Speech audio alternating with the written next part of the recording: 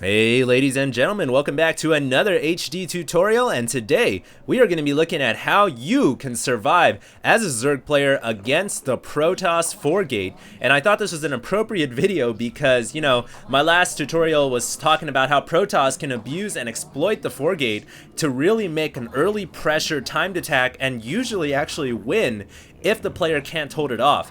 So this video is basically the counter to the old video, especially if you're a Zerg player. I feel like you can take a lot out of this. So yeah, sit tight. I'm going to explain how you can fend off the 4-gate as well as transition from your survival mode into a macro-based Zerg play. So what's also nice about this tutorial is I will be going for a fast expansion.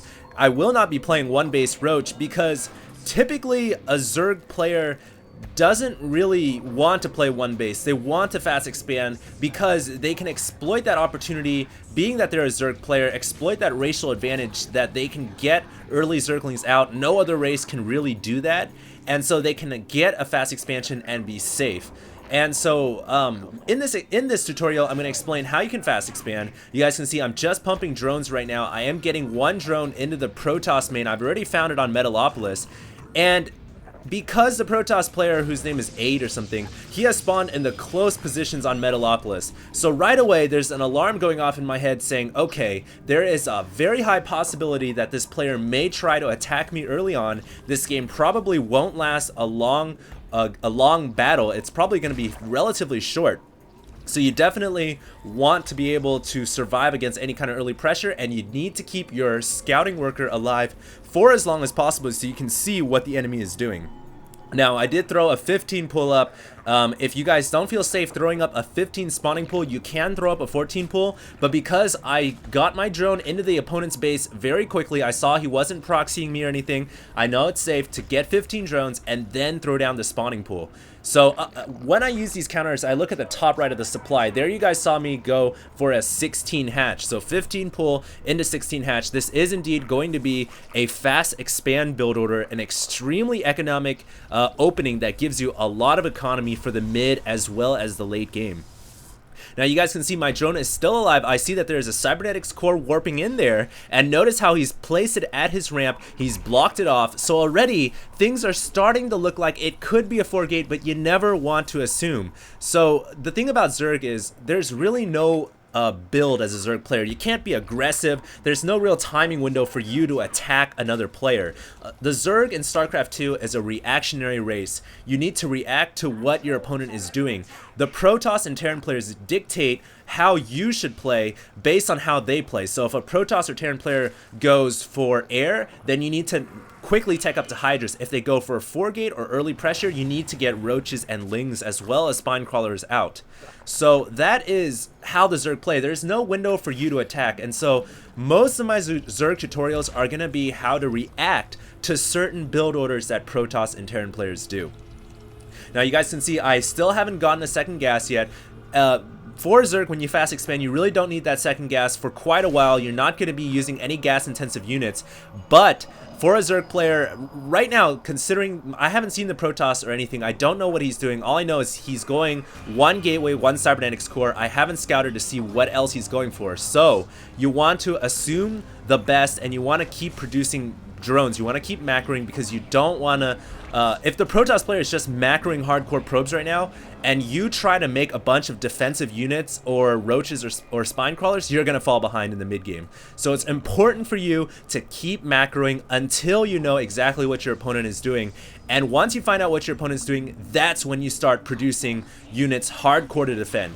Now you guys can see I am sacrificing my Overlord into my opponent's base, and I did see him throw up 2 more gateways. I did click those buildings, and now is the time when you want to react as a Zerg player. So you guys can see I am throwing down 2 spine crawlers at my front door, as well as an evolution chamber in front of the spine crawlers.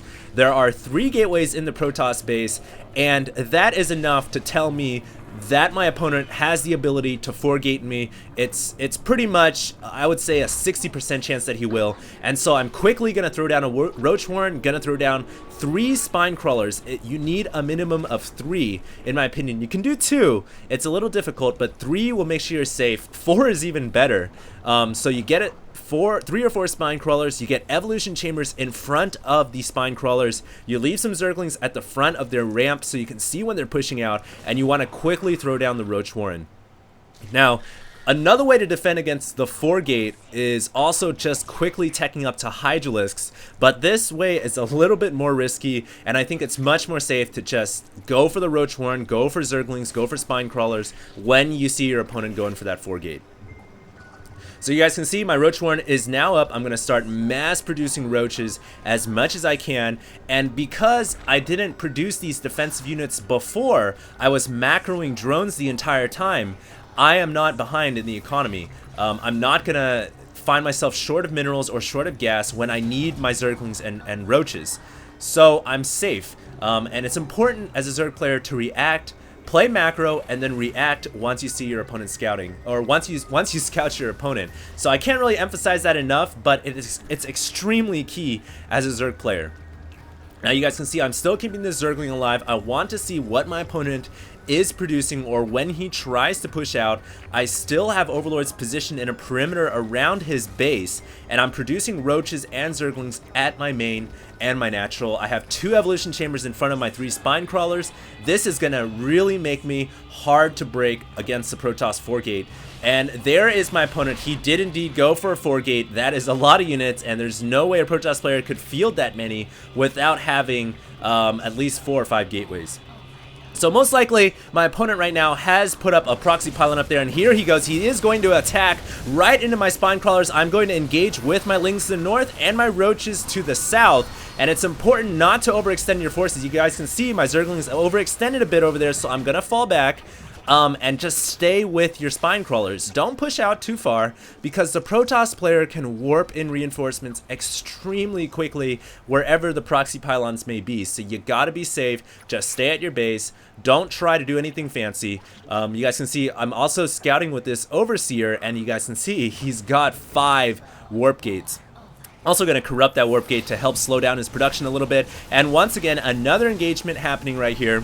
But you guys can see that I am deflecting this Protoss 4 gate. I am surviving it right now, and I have not died. Now you guys can also see that building right there is